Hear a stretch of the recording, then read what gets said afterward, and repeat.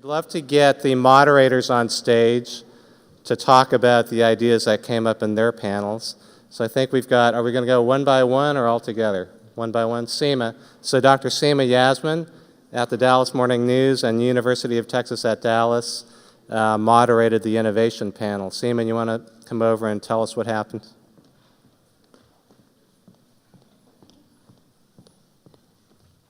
Good evening, everyone. So clearly we had the best panel. We had a great 2 hours, so many fantastic ideas. I'm just going to go through 4 of them, although there were many, many more. The first of which was we need a new way of measuring how impactful innovation is. And so we had the idea that this new metric should measure not the return on investment, not the ROI, but a return on community, or an ROC. When you innovate and you invent something or you take an idea to fruition, who is it actually helping and how many people is it actually helping? The second idea was to have a chief digital officer in Dallas. The third was to have a way of measuring the number of collisions that happen between people. We felt like when places are densely populated and people are just bumping into each other, that really facilitates the exchange of ideas and really helps to make a city a lot more innovative. So I'll leave it with those 3 ideas. Oh, one more, sorry. The fourth one might be my favorite one. And this is one that came from Rahaf Harfouch, our keynote speaker earlier. And she said that innovation is advocating for somebody else. So not just solving your own problems, but saying, what does my neighbor need? What does my community need? And helping other people. Thank you.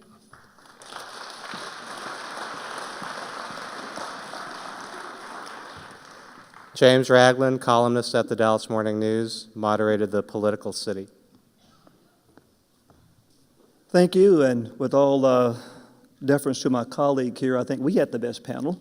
I represented the Political City, moderated that session, and there were several ideas. I will enumerate 3 of those. The first big idea was advanced by our national speaker, Ta-Nehisi Coates, who spoke eloquently and forcefully about the issue of housing discrimination in our nation and how it has adversely affected politics and the social economic structure of cities like Dallas. And so what he suggested is that we take a real hard look at how housing discrimination has sort of divided our community by race and class, and come up with some ways of leveraging local resources, not being dependent on the federal government or federal funding to begin to redress those historic problems, but leverage local resources and local policies to begin to create more purposeful and strategic policies to tackle poverty and this housing discrimination in the city. That was the first big idea. The second one was that we need to look at our campaign finance reform laws in the city. Specifically, we need to limit spending in local races, with the idea being that if we limit spending in these single-member districts, for example, we could create more civic and voter engagement and take the conversation away from social media, away from big PR and marketing firms, and actually get the politicians to talking to the people and earning their vote. The third idea was that we need to have a comprehensive zoning review in Dallas to look at zoning in the entire city, and that by reviewing that zoning, we may be able to deal with some of the issues of substandard housing and even issues like code enforcement, which goes beyond zoning, but a comprehensive zoning review in Dallas to begin to kind of remap the whole city, if you will, and bring in diverse housing across Dallas so that we don't have like a divided city. That's it. Thank you. Thank you, James. George, you want to go next? George Getschow is he runs the preeminent narrative writing program in the country and the Mayborn Journalism Conference each year in July. He's a really great journalist as well. George Getschow moderated the Cultural City.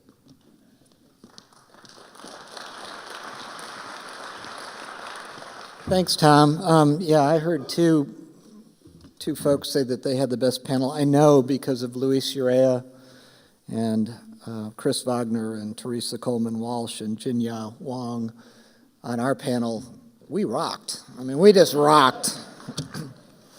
Our big ideas.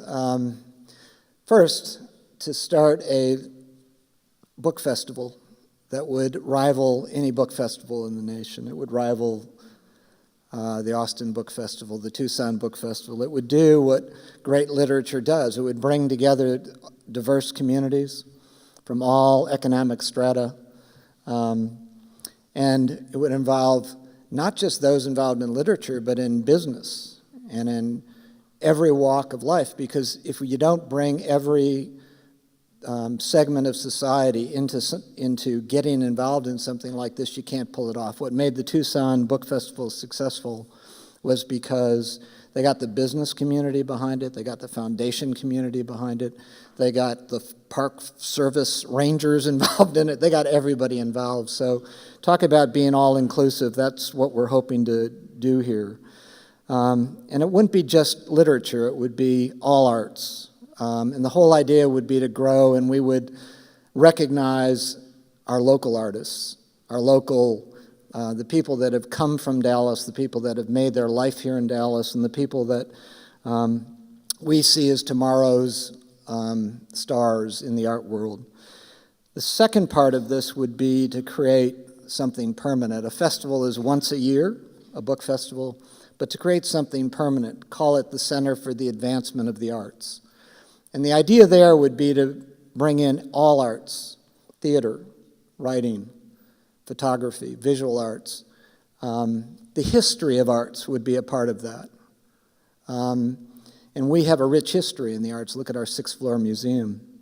So the idea would be to create a center, unlike any other, that would bring together all of the groups that are now working almost in silos. You know, we have this fragmented artistic community. We have the theater over here, and we've got the visual arts over here, and we've got the writers over here.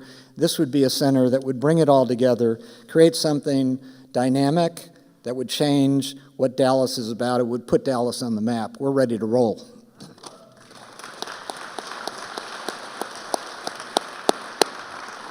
Jeff, why don't you come up?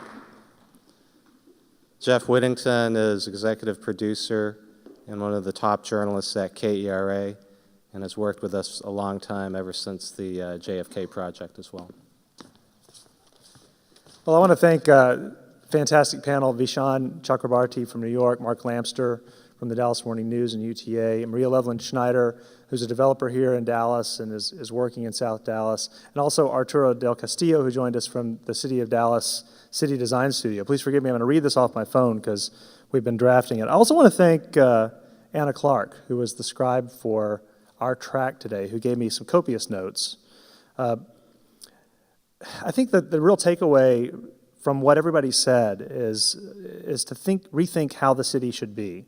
Vishaan's point earlier today that the city of the future will be a connected group of dense nodes, not a sprawled out suburban, hub and spoke design. I think that's key. The Trinity project, the parks, and the toll road, of course, was a huge aspect of discussion today. Mark Lamster opposes the Trinity toll road.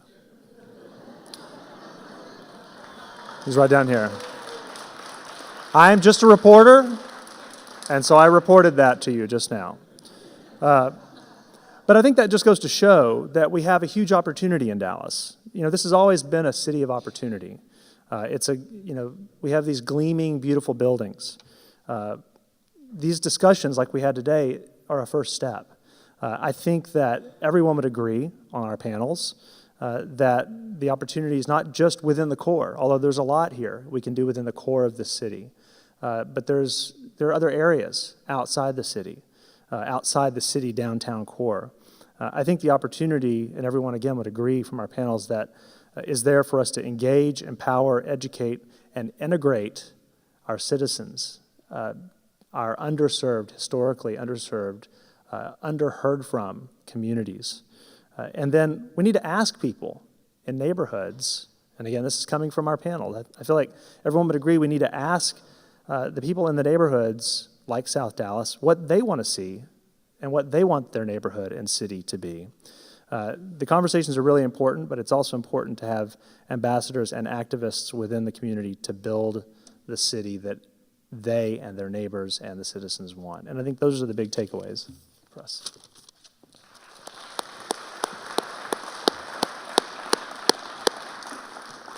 Larry, you want to come on up?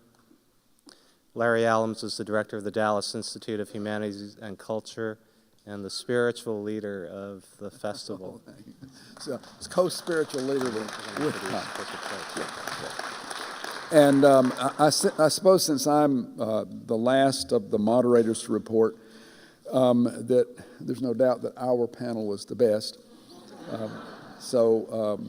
And they had to suffer me because I was a stand-in moderator. The original one is sick with the flu in Boston and couldn't make it. So here's what we came up with. And thank you to Jennifer Gunn, the scribe of this panel. She was wonderful. These are her words. It is essential for people to see education as the public good that it is. This is a phrase that Elizabeth Green used. That it is by returning authority to teachers who must be part of the conversation to empower the human aspects of education and can speak best about the needed transformation transformation to education and real learning. What we came up with is that it wouldn't take much. We've got the resources on hand to do this, and it takes a shift in attitude, and we should use our present resources in teachers and in policymakers and people across the board who are interested in education, use our present resources across a spectrum from devising a campaign, this is a suggestion, from devising a campaign to inform the public, right, to educate the public, and all the way to creating a model school where such education and learning can take place. So that was our suggestion for the educated city. And I want to thank you all again for coming out. It's been a wonderful day, a short day, but wonderful. Thank you so much for your support.